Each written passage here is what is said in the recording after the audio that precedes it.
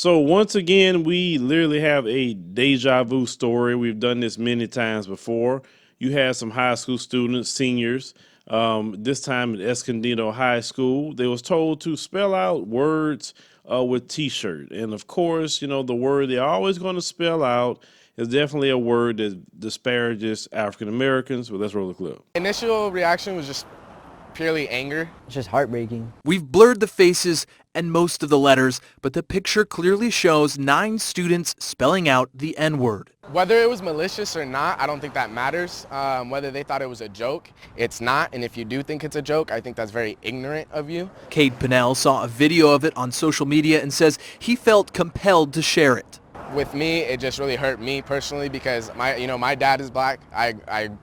He's raised me. I love him. He graduated from Escondido High in 2017 along with his friend Jovan Pete. Any context with that word in it, it's negative. Jovan says the picture was taken during the annual senior picnic and photo day, where groups of friends wear shirts to spell out words for a class photo. You can read, it's in the yearbook.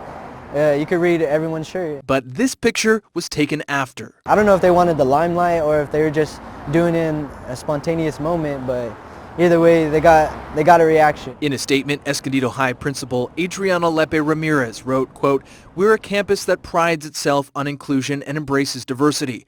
We will not tolerate actions that send messages of racism and promote divisiveness. We will work with students as well as staff to ensure a respectful and safe environment is maintained throughout our campus." Now, what I do want to point out, let me show you the actual picture because they blurred it. Like, what you blurring it for? They had put it on social media. It is what it is. Now, as I'm looking at that picture, you know, everybody wants to talk down on African Americans and use that word. And what for? Like, you take time out of your day to do that. And why is it that African Americans is the most hated in the world?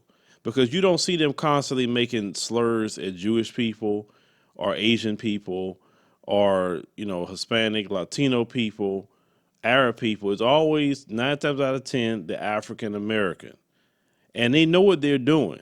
They always know what they're doing, but they want to get up there, and I guess they want to go viral. The thing is, they all say the same thing. This doesn't represent our school, and they're going to be disciplined, and so forth and so on. It's always the same thing. But in this particular country, you know, people a lot of times just are just obsessive with the hatred of black people. And if you really sit down and think about that, you know, just this hatred of black people, even black people hate ourselves. We do a lot of times. We don't like what we see, and because we don't like what we see, we attack each other because you don't like what you look at in the mirror. If you don't like what you look like in a mirror, it's easy for you to attack people that look like you. So you have people like them spelling out the N-word, which is bad, and then we have our own doing the same thing. And you just can't get no relief anywhere, unfortunately. Now, we will see this again. This is not going to go away no time soon. Somebody else probably in 2019 going to do the exact same thing. They'll get suspended. The school's going to say they don't condone it and it's not a representation of the whole school. It's always the same thing.